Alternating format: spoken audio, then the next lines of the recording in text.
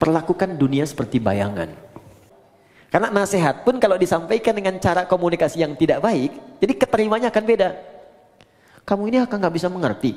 Itu kan sebenarnya mudah sekali. Ya, memang gampang disampaikan, cuma nyakitin gitu. Bisa seperti itu. Suami mau berangkat, kan? Siapkan, danda, kirimin SMS, kan? Sayang, insya Allah lancar ya hari ini aktivitas. Yakinkan pada dirimu aku bersamamu dalam suka dan duka. Wah. Dijawab sama suami, kamu kenapa sehat? Oke. Bismillahirrahmanirrahim. Assalamualaikum.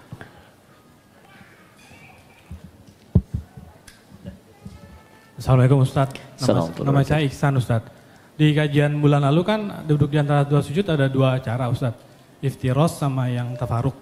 Yang kedua belum dikasih tahu Ustaz caranya tafaruknya seperti apa. Baik. Duduk di antara dua sujud, saya mengatakan di pertemuan lalu, duduk dalam sholat itu ada dua jenis.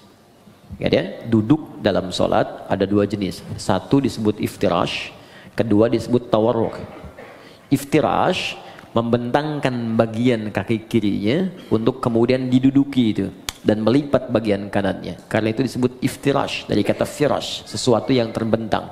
Kasur disebut firash karena dibentangkan kita tiduri itu. Duduk disebut iftirash karena kaki bagian kiri dibentangkan untuk kita duduki itu. Kemudian yang kanan dilipat. Contoh paling mudahnya, kita kemudian duduk seperti ini, kemudian yang kiri dibentangkan begini, kemudian duduki, yang kanan kemudian dilipat seperti ini. Jadi kalau kita menghadap ke sini, nah ini iftirash ya. Jadi seperti ini. Yang kirinya dilipat kita duduki, yang kanannya ditekuk. Begini ya. Jelas ya? Kemudian yang kedua tawarruk, agak lebih santai. Ya, memasukkan kemudian bagian kirinya ke sela-sela betis bagian kanannya ke sini. Kemudian duduk ke tempat alas lantainya di sini. Di tawarruk, sehingga tawarruk terasa lebih santai. Ya, seperti ini. Jadi ini yang dilipat kemudian ke kiri, yang kanannya ini kemudian ditekuk bagian jari-jarinya. Jadi kalau saya buka, mohon maaf sekali sebesar-besarnya. Bismillah. Ini saya buka, jadi jemarinya seperti ini, dilipat ya. Ya, ini yang dilipat, ini tidak pakai ya, lipat. Nah, ini yang kiri dimasukkan, dilipat, diduduk seperti ini. Dia agak lebih santai. Nah, ini ada sejarah. Dia ada kisah kapan Nabi kemudian tawarruk, karena di awal-awal masa, saya mohon izin kenakan kaos kaki dulu ya, sehingga nanti ada orang potong video itu Ustaz aneh katanya kan. Yang kanan pakai kaos kaki, yang kiri tidak. Ini sekarang masanya agak repot nih. Oke. Jadi ada nanti kisahnya. Jadi kenapa Nabi asalnya iftirash terus. Iftirash bahkan di tahiyat. Makanya nanti di beberapa mazhab termasuk Maliki, nanti saat tahiyat, baik tahiyat pertama ataupun yang terakhir, semua duduknya iftirash, kayak yang tegak. Nah, tapi nanti di akhir-akhir masa beliau hidup, itu kemudian beliau tawarruk pada bagian keduanya. Ya, makanya ada perdebatan yang sangat menarik di dalam fikih Maliki dengan Syafi'i. Ya, ketika kemudian Imam Malik ditanya kenapa anda kemudian tawarruk, tidak tawarruk tapi iftirash dua-duanya, kata Imam Malik, karena saya mengikuti Nabi di awal masa sholat itu beliau kemudian duduknya iftirash semua. Nah, tawarruk itu ketika beliau sudah mulai lemah di akhir, makanya yang terakhir cenderung lebih santai, ya kan? Karena keadaannya sudah mulai agak lemah, maka di akhir cenderung santai karena tahiyat terakhir lebih lama daripada tahiyat yang pertama. Tapi jawaban Imam Syafi'i pun sangat bagus. Kata Imam Syafi'i, kita kan diperintahkan mengikuti Nabi. Ya kan? Jadi kalau Nabi tawarruk, kita ikut tawarruk. Nabi iftirash, kita ikut iftirash. Kalaulah logikanya, Nabi kemudian sudah lebih sepuh sehingga kemudian lebih nyaman tawarruk, kenapa dua-duanya tidak tawarruk? Tapi satu iftirash, satu tawarruk. Karena itu Imam Asy-Syafi'i lebih memilih untuk yang satu iftirash tahiyat pertama, yang kedua kemudian tawarruk. Imam Malik mempertahankan iftirashnya. Dua-duanya benar, yang salah yang sambil baringan gitu ya. Baik. Jadi jangan berdebat pada dalil yang memudahkan. Adapun duduk di antara dua sujud, ya maka duduknya iftirash, bukan tawarruk. Iftirash. Jadi ingat, hanya ada dua duduk dalam salat, iftirash dan tawarruk. Iftirash dan tawarruk keduanya bisa dipakai dalam tahiyat, tapi di antara dua sujud hanya iftirash saja, bukan tawarruk. Kecuali pada kondisi kaki yang bermasalah sehingga tidak bisa iftirash, maka silahkan, jangankan tawarruk, kaki maju ke depan pun satu itu boleh. Ya, jadi jangan marah ya. Teman-teman di Mekah misalnya kan ada sholat tiba-tiba orang Arab kakinya begini satu saat tawarruk, ya kan? Nah, ini tandanya sedang ada masalah di kakinya. nggak sopan nih sama Allah. Bukan begitu. Dia sedang ada masalah, ya. Jadi silahkan mau begini silahkan, mau gini silahkan. Kalau sedang memang ada kesulitan, ya. Kaidah fikihnya apa? Ad-daruratu tubihul mahdzurat. Dalam kondisi yang darurat maka yang terlarang menjadi dibolehkan untuk sementara. Ingat ya, larangan yang dibolehkan itu sifatnya bukan permanen, tapi sementara. Ingat, contoh, ini sering saya sampaikan. Anda pergi ke hutan, kemudian di hutan sulit menemukan makanan halal, yang ada cuma babi. Kalau tak makan itu, maka bisa melemahkan fisik, bisa wafat. Maka dalam kondisi itu boleh makan daging babi. Ya, dapatkan, sembelih, ambil, masak, makan. Tapi tidak untuk dinikmati. Hanya untuk menutup lapar. Enak juga ya? Tidak, ya.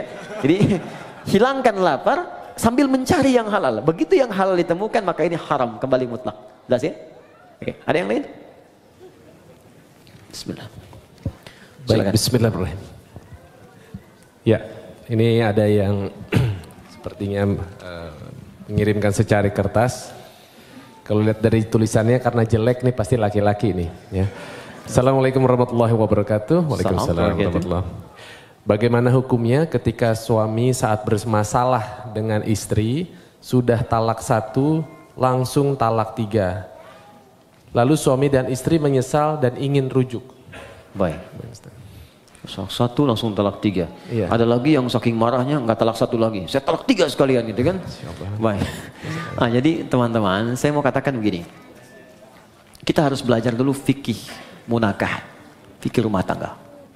Di dalam bahasan munakahat rumah tangga itu ada bagian talak. Talak itu asalnya bukan untuk memisahkan, tapi solusi terakhir untuk menyatukan kembali. Asalnya bukan untuk memisahkan, tapi solusi terakhir untuk menyatukan kembali. Bagian paling akhir. Quran surah kedua Al-Baqarah ayat 229. Sampai nanti panjang sekali, ya. Sampai 230, 231, sampai ke 233-nya diselang lagi masuk 234 rumah tangga lagi. Jadi pertama, talak ketika dikeluarkan itu ada urutan. Urutan pertama, jika punya persoalan jangan sampai keluar kalimat talak dulu.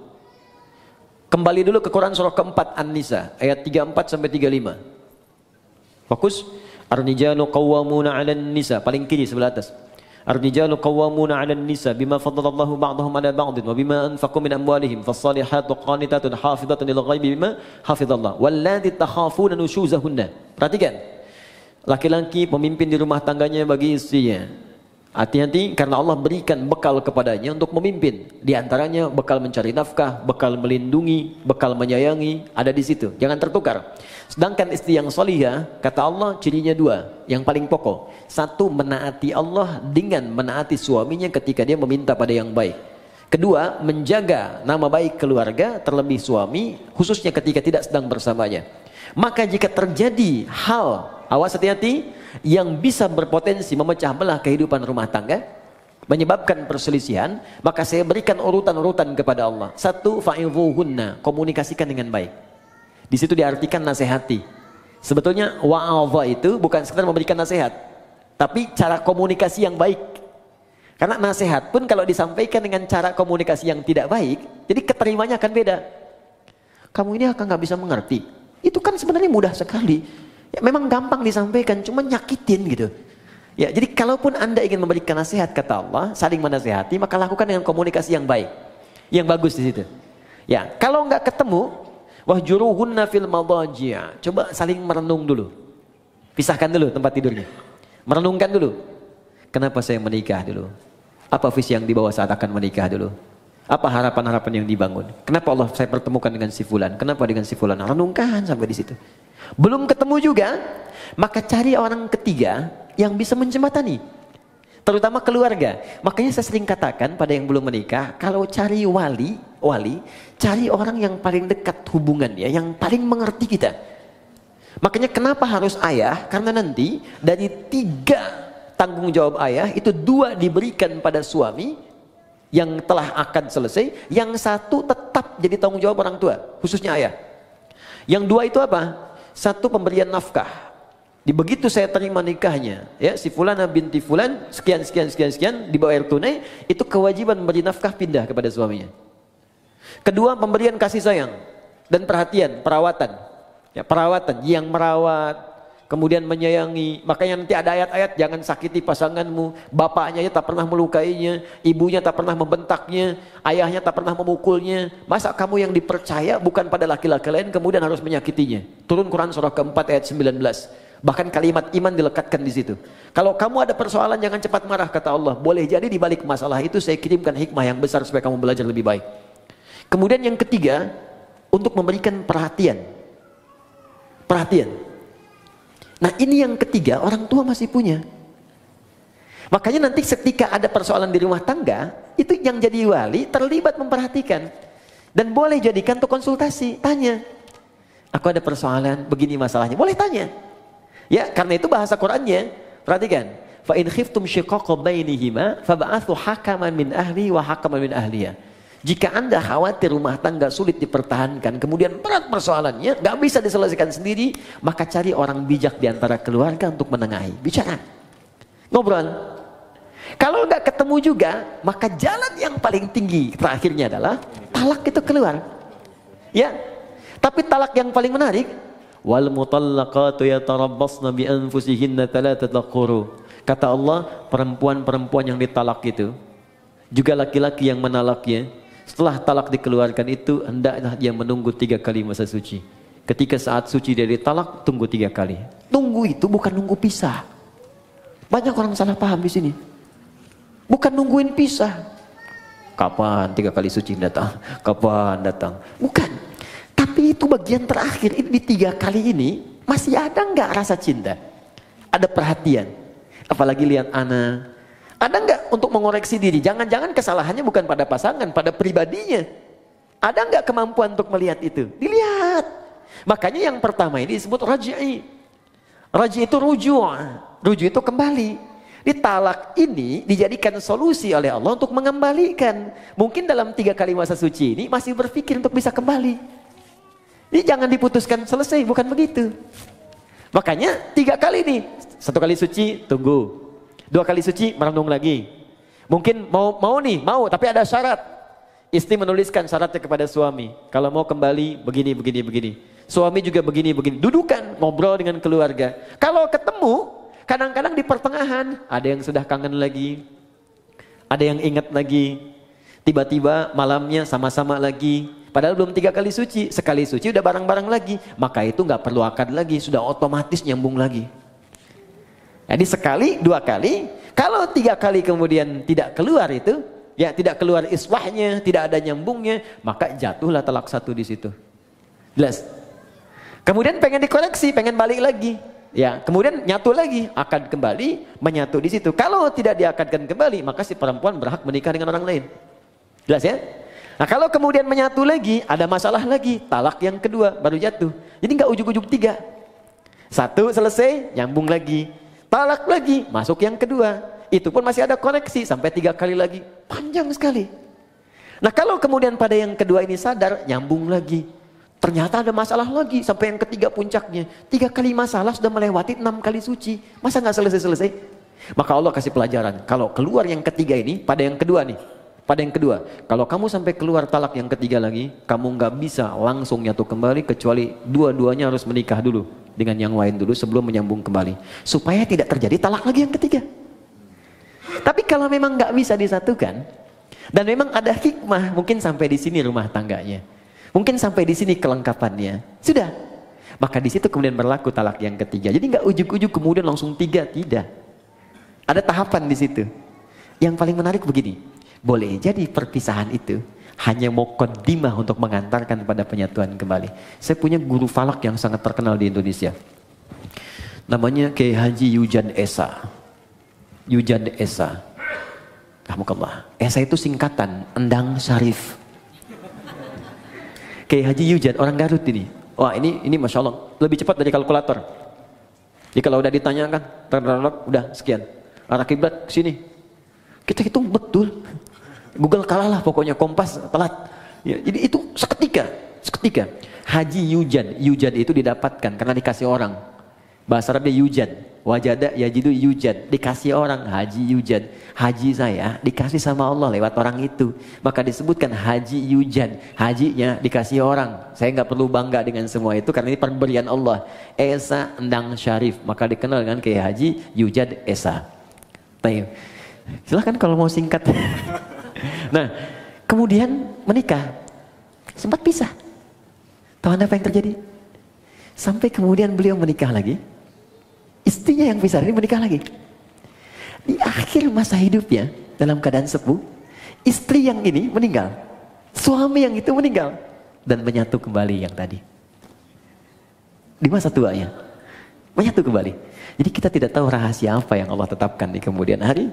Yang bisa kita jalani adalah apa yang terjadi di rumah tangga, ikuti ketentuan yang ditetapkan oleh Allah. Itu pasti solusi. Kalau punya masalah, duduk bicara, komunikasi yang enak. Terus perannya dilihat, Anda laki-laki di perempuan. Kalau perempuan kata Allah, datang kepada laki-laki. Laki-laki itu pemimpin. Masih ingat kata-kata saya? Ciri khas pemimpin itu apa? Ya, ciri khas pemimpin tidak mau dipimpin. Dia hanya menerima masukan, tidak menerima saran. Ya, jadi kalau masuk kepada pemimpin, masuknya harus dengan cara yang tidak langsung. Biasanya kalau tidak tanpa mukadimah, papa sih begini-begini, balik lagi tuh. Tapi kalau kita masuk dengan cara yang lembut, saya mohon maaf kalau selama ini banyak salah, emang. Ya nggak apa-apa, terima aja dulu, nggak apa-apa. Iya, tapi mungkin Allah kirimkan papa untuk menyempurnakan apa yang kurang pada diri saya. Capek, nggak apa-apa. Ya memang hidup kita harus capek Pak. Ya tidak ada yang tidak capek. Kalau tidak capek mungkin kita sudah kembali kepada Allah. Saya bukan apa-apa, saya hanya takut ketika Allah tanya di kemudian hari, kenapa engkau tidak jaga pasanganmu dengan baik? Silakan Pak, kalau ada yang salah bisa dikoreksi. Saya siap. Saya hanya khawatir sebelum pulang kepada Allah membawa beban yang tidak bisa saya selesaikan di dunia. Hari pertama diam, tapi malam dia akan berpikir. Tengah malam mungkin menangis. Besok-besok tiba-tiba datang kepada Anda. Ternyata saya yang punya salah mah. Tuh kan, bener kan saya bilang kemarin. Tapi itu bisa terjadi. Ya, sholat, dalam sujud minta, ya Allah sentuh hatinya ya Allah, berikan kebaikan pada jiwanya ya Allah, ya Allah berikan kemuliaan, Engkau pasangkan dia kepadaku bukan pada yang lain ya Allah, maka mohon ya Allah ringankan hisabku di hari kiamat. Itu lebih mudah. Jelas ya? Dan itu insya Allah akan indah. Bu, ada satu ya teman-teman akhwat. Ini kisah nyata di masa lalu. Ini mungkin awet untuk rumah tangga. Jadi setiap suaminya mau tugas di masa lalu, dia selalu berdandan rapi. Rapi dandan. Terus diantar sampai ke depan pintunya. Sampai dilihat bayangannya hilang. Ya, dia cium tangannya, suami cium kemudian keningnya, dia berangkat. Sampai katakan, dan selalu dibisikkan di telinganya. Pak, sayang, kami mendoakanmu, insya Allah sukses pekerjaan. Tolong jangan cari yang haram. Karena kami satu detik pun tidak akan kuat di neraka. Kami sanggup menahan lapar seharian, tapi tak akan sanggup bisa berada di neraka walau sedetik. Dibisikkan di telinganya, jalan. Setiap pulang, dandan lagi yang rapi. Udah dandan udah rapi, dan menariknya bawa sapu. Sapu. Bukan mau nyapu, begitu suami datang, cium tangannya, duduk, makanan disiapkan lagi. Masya Allah, kalau bahasa kita ayah sudah pulang, semoga Allah berikan segala kebaikan, kemuliaan, menghilangkan rasa penat. Aku mohon maaf, hanya ini yang terbaik yang aku bisa berikan. Kalau ada yang kurang-kurang kau marah, kau pukul pun silahkan, aku rela, diberikan sapunya. Dan tidak pernah dalam hidupnya terjadi pertengkaran yang luar biasa. Masya Allah. Bisa seperti itu? Suami mau berangkat, kan? Siapkan, dandan, kirimin SMS, kan? Sayang, insya Allah lancar ya hari ini aktivitas. Yakinkan pada dirimu aku bersamamu dalam suka dan duka. Wah. Dijawab sama suami, kamu kenapa sehat? Oke. Itu terakhir. Assalamualaikum, saya ingin bertanya jika mendapatkan rizki, sebaiknya dipakai umrah ibadah dahulu atau lebih diutamakan untuk kebutuhan terlebih dahulu karena takut kedepannya tidak cukup untuk memenuhi biaya hidup. Oke, teman-teman begini, jangan dipisahkan semua ibadah. Ya, memenuhi kebutuhan rumah tangga dan ibadah aspek yang lain secara ritual itu Allah sudah atur dengan sedemikian rupa. Contoh, Anda bekerja, dapat rezeki berupa harta benda tertentu dengan jumlah tertentu. Apa yang pertama kali harus dilakukan dengan harta ini? Turun Quran surah keempat ayat 34. Paling kiri sebelah atas. Infakkan dulu untuk keluarga. Jadi pertama keluarga. Jelas? Ar-rijalu qawwamuna 'alan nisa bima faddalallahu ba'dahum 'ala ba'din wa bima anfaqu min amwalihim. Jadi Anda cek nih kebutuhan keluarga itu berapa? Dalam sebulan cek berapa. Dapat 80 juta, kebutuhan 40 juta dari keluarga. Masih ada lebih kan? Makanya kelebihan ini sudah Allah ukur. Allah tetapkan nisab namanya. Jadi ada nisab di situ. Setiap ada 85 gram emas dengan nominal sekian, emas itu akan terus naik kan? Sesuai dengan masanya. Masa Nabi mungkin kurang dari 1 juta, naik lagi. Sekarang 1 gram udah 700 ribu. Ya kan? Baik, jadi ini kurang lebih sudah 60 juta ke atas. Maka ketika Anda mendapatkan ini, kata Allah, ini pun silahkan keluarkan zakatnya dulu. Baru keluar zakat. Zakat pun keluar setelah melewati batas ini. Ya 85 pas ke atas keluar zakat. Bahkan ada pendapat di ulama pun, jika zakat ini pun, awas hati-hati, bisa berpengaruh terhadap kebutuhan keluarga yang memang dibutuhkan nilainya segitu, maka ini belum dikeluarkan. Ada pendapat demikian. Jadi ketika kebutuhan keluarga 75 juta misalnya, dibutuhkan betul. Ya, mohon maaf. Kemudian dapatnya 60 juta, ini sudah masuk kategori nisab. Hanya nisab ini pun keluar zakat, itu ditunda setahun. Kalau bertahan, lebihnya ada, kan? Baru kemudian keluar. Ya, ada yang menyebutkan haul di sini. Karena itu, jika kemudian ini masih belum mencukupi, maka ini tidak keluar. Tutupi dulu ini. Di Anda bayangkan, zakat saja yang sifatnya wajib keluar ketika nisab muncul, itu bisa ditunda atau tidak keluar ketika kebutuhan keluarga belum tersalurkan. Kalau sifatnya betul-betul mendesak. Tapi kalau sifatnya asumsi, nih kebutuhan kita misalnya 60 juta nih dalam sebulan. Saya dapat 75 juta, ya, atau saya dapat 60 juta pas. Tapi masih asumsi, belum jelas ini. Maka rumus cepatnya keluarkan zakat lebih baik. Karena rumusnya ketika Anda keluarkan, Allah berikan 10 kali lipat. 10 kali lipat dari yang dikeluarkan. 10 kali lipat ini jangan dihitung dari uangnya, dari nilainya. Boleh jadi dijaga yang nilai 60 juta ini supaya dia berkurang. Sakit tidak ada. Kebutuhan ini tiba-tiba dibelikan oleh orang lain. Ini yang menjadi gratis. Anak-anak dapat beasiswa. Akhirnya yang 60 juta tinggal 30 juta. Anda masih nyimpan 25 juta. Sudah sampai sini? Oke, nah sekarang kita kembalikan ke umrah. Ustaz, saya dapat rezeki nih. Saya pilih mana? Umrah atau saya penuhi kebutuhan keluarga dulu? Kalau memang ada kebutuhan keluarga yang sangat mendesak yang harus dipenuhi, maka ini yang didahulukan. Ini kemudian diakhirkan. Caranya simpankan untuk tabungan, nabung tapi niatkan betul. Tuliskan tabungannya, cadangannya umrah, jangan diganggu untuk apapun. Misal saya dapat rezeki 55 juta, kebutuhan keluarga 45 juta. Ini harus saya dahulukan, masih sisa 55 juta. Maka Anda simpan misalnya 10 juta untuk umrah, 5 juta untuk cadangan ke sini. Jelas? Simpan, dapat lagi, simpan, dapat lagi, simpan. Sampai terpenuhi, baru berangkat. Kalau sudah dapat 30 juta ini niatnya untuk umrah, berangkatkan umrah. Ya. Tapi kalau cuma asumsi, takut ada kebutuhan, takut ini, tidak, dahulukan ibadah. Dahulukan. Untuk haji, kalau sudah ada untuk haji, berangkat haji. Nanti begitu Anda pulang, Allah akan kirimkan rezeki yang baru. Yang bisa memenuhi apa yang Anda butuhkan. Insya Allah. Jelas? Ada baik. lagi? Ada Ustaz, masih. Baik. Saya angkat tangan. Sebentar dulu ya, kasihan Pak ya, yang ibu-ibu silakan. nih ya.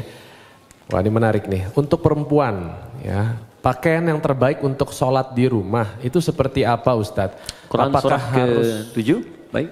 Harus berpakaian terbaik atau kita boleh pakai pakaian yang sedang kita kenakan, misalnya daster kemudian ditutupin oleh mukena? Ya, bukan kita, mungkin Anda ya. Ini saya nggak pakai. Oh iya, daster. Anda bukan Okay. saya. Kok kita? Kena gue ya. Biasa, it's happening sometimes. Oke. Quran surah ke-7 ayat 31, lihat di ujung ayatnya ya. Dari ayat 26 sebetulnya, 26, 27, 28, 29 sampai ke 31-nya. Di ayat yang terakhir dilarang untuk israf, berlebihan. Ya, wala tusrifu innallaha la yuhibbul musrifin. Kalau Anda tarik ke 26, 27 terutamanya, kemudian 28, 29 sampai ke ayat tadi yang saya sampaikan berhubungan dengan masjid. Pertama Allah katakan khudzu zinatakum 'inda kulli masjid. Ketika ada panggilan dari masjid, kenakan pakaian terindahmu. Indah. Indah itu ukurannya pasti sudah kita pahami lah. Ya, ada ukuran moral di situ, ukuran etika. Ya, ibu kondangan pakai daster gitu, indah tidak? Gitu kan? Misal ya.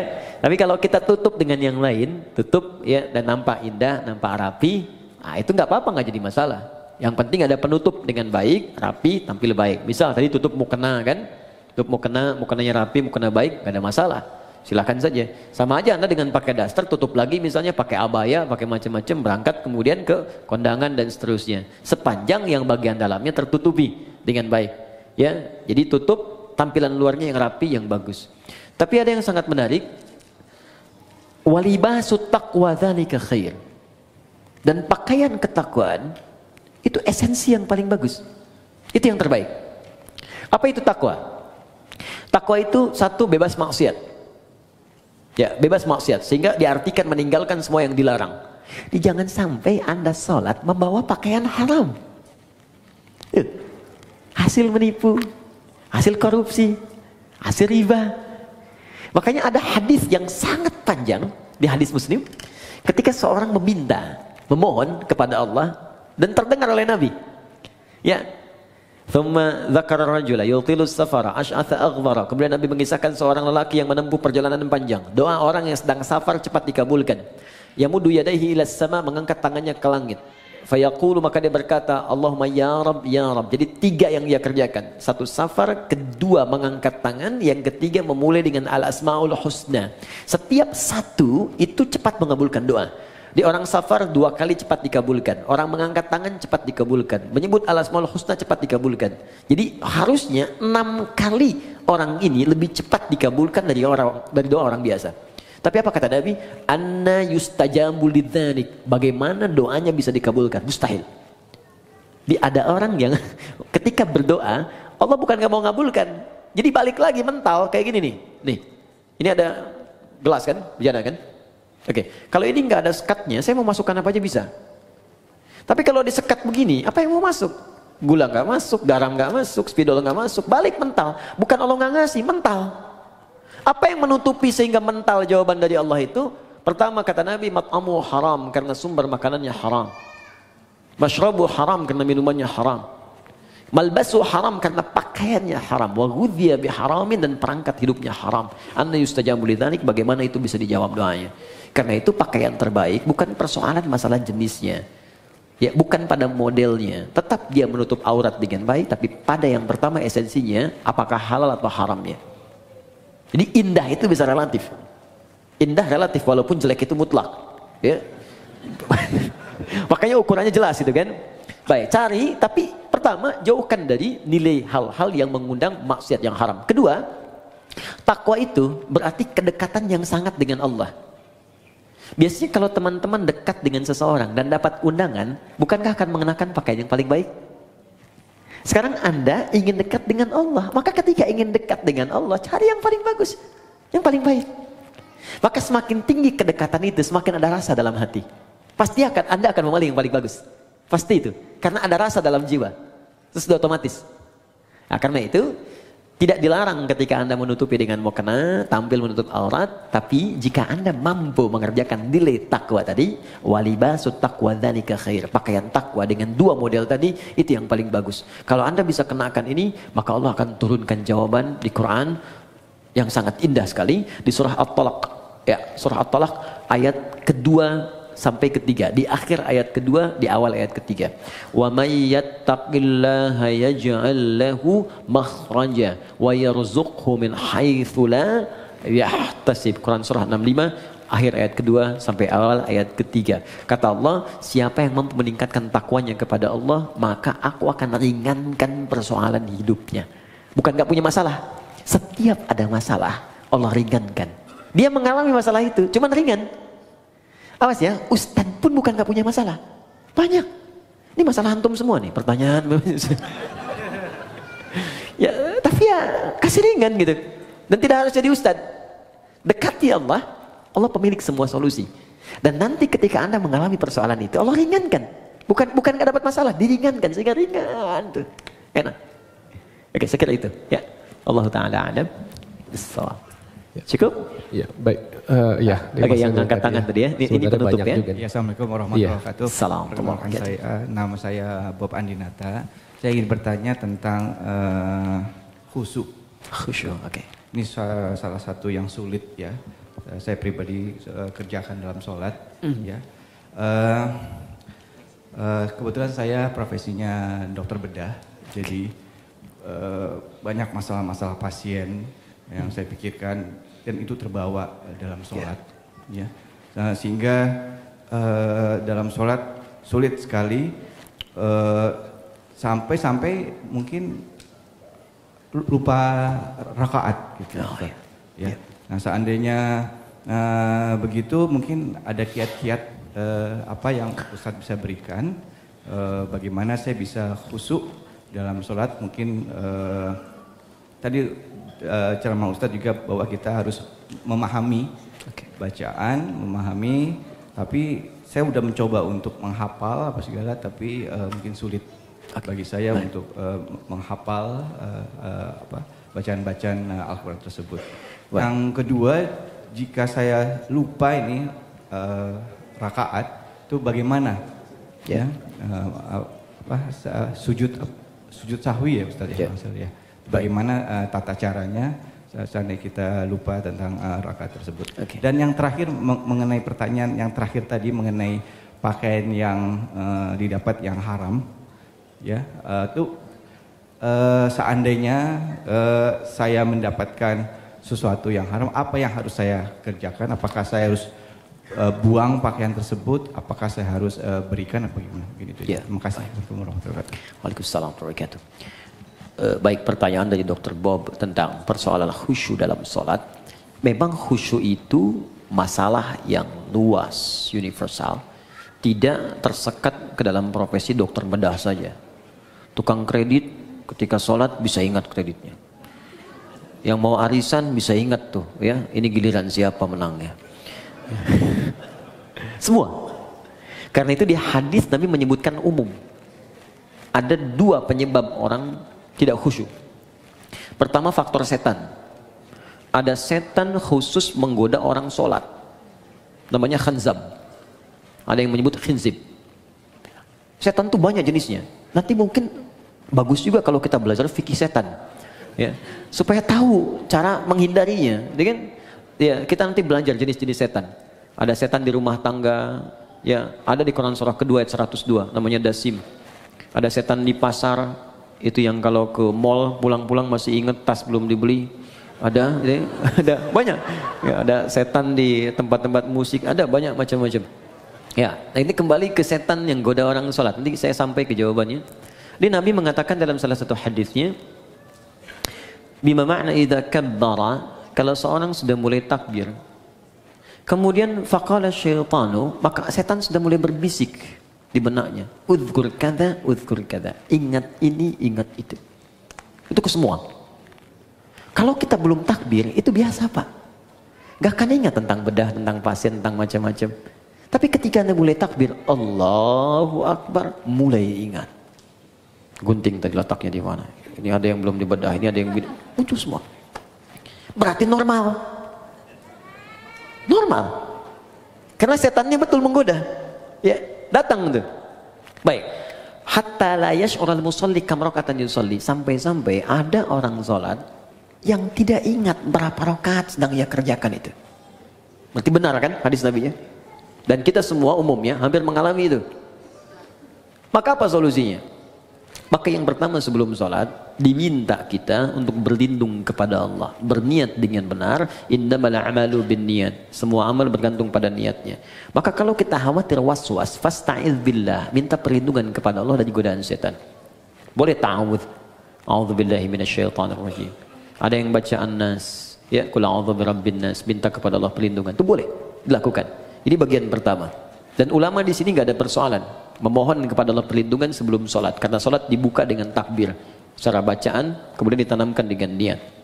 Yang kedua, ini yang paling penting, Quran surah ke 2 Al-Baqarah ayat 45 sampai 46. Sebelum sholat dibuat persiapan yang matang untuk sholat. Ya, kata Allah di ayat 46-nya, alladzina yadhunnuna annahum mulaqu rabbihim wa annahum ilaihi raji'un. Di ayat 45, khusyuk itu enggak mudah. Wa innaha lakabiratun. Salat itu enggak mudah illa 'alal khasyin, kecuali bagi orang khusyuk. Siapa orang khusyuk ini? Ternyata khusyuk dimulai sebelum salat. Bukan saat sedang salat. Jadi ada tahapan khusyuk dimulai sebelum salat. Apa persiapannya? Tadi, yadhunnuna annahum mulaqu rabbihim. Satu, orang khusyuk itu orang yang merasakan dalam jiwanya akan menghadap kepada Allah. Karena itu ketika akan menghadap kepada Allah, kata Allah, kenakan pakaian yang bagus. Kamu dapat undangan dari orang lain, pakaian bagus. Dapat undangan dari Sang Pencipta, kenapa pakaian biasa-biasa?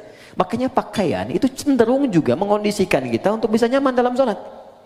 Silahkan cek, pakai kaos oblong, ya dengan pakai baju koko, sama-sama sah menutup aurat. Tapi rasanya lain kan? Ya kan? Oke, kemudian yang paling menarik, di ujungnya, wa annahum ilaihi raji'un. Tenang sebentar. Kalau Anda mendengar kalimat raji'un, raji'un, raji'un, apa yang terbayang? Inna lillahi wa inna ilaihi raji'un. Nah, dalam sholat itu ketika kan sholat, kalau ingin khusyuk kata Allah, rasakan mungkin ini sholat terakhir yang Anda kerjakan dalam hidup. Mungkin wafat dalam sujud. Apa yang Anda pikirkan membedah orang kalau Anda wafat sekarang? Apa yang Anda pikirkan tentang gunting, tentang segalanya, tentang selang, tentang infus? Kalau Anda wafat sekarang, apa yang mau Anda kerjakan kata Allah? Percuma pikirkan semuanya. Maka Nabi sering katakan sebelum sholat, sallu sholatan muwadda'. Sholatlah engkau seakan-akan sholat ini jadi perpisahan dalam hidupmu. Ya, sholat, siapkan. Rasakan, mungkin ini sholat terakhir. Makanya panggilannya kan panggilan adzan. Adzan, an-nida, panggilan. Oke, saya ganti namanya. Andi, ada namanya di sini? Tidak ada. Baik, kalau tidak ada, oh ada. Baik, kalau ada saya ganti dulu. Asep, ada? Ada. Ah, pasti nggak ada. Suneo, nggak ada kan? Ah, pasti nggak ada. Suneo dipanggil Allah. Apa artinya? Kita dipanggil tiap hari. Adi dipanggil Allah, Bob dipanggil Allah, Hasan dipanggil Allah, Andi dipanggil Allah. Allahu Akbar, dipanggil kan? Mungkin sholat itu panggilan terakhir dalam hidup kita. Kalau kita sudah merasa itu panggilan terakhir dalam hidup, boleh jadi di situ kita akan mulai merasakan kenikmatan untuk pasrah kepada Allah. Kalau wafat dalam sujud itu. 2. 3. Ada isyarat di Quran surah ke-29 ayat ke-45. Utslu ma uhiya ilaika minal kitab. Sebelum sholat baca dulu, pahami dulu, rasakan dulu semua makna bacaan dan gerakan dalam sholat. Wa aqimis sholah, baru tunaikan sholat dengan sempurna. Jadi ketika kita merasa akan wafat, kita merasakan baca Allahu Akbar, Allah Maha Besar, pikiran menerjemahkan. Hati meresapi, Allah saya mengatakan kau Maha Besar. Tapi dalam hidup saya selalu merasa besar dalam hidup. Pekerjaan saya katakan yang paling besar dalam hidup dan seterusnya. Itu perasaan akan terbawa. Sehingga membantu kita bisa lebih fokus dan nyaman dalam sholat. Jelas sampai di sini?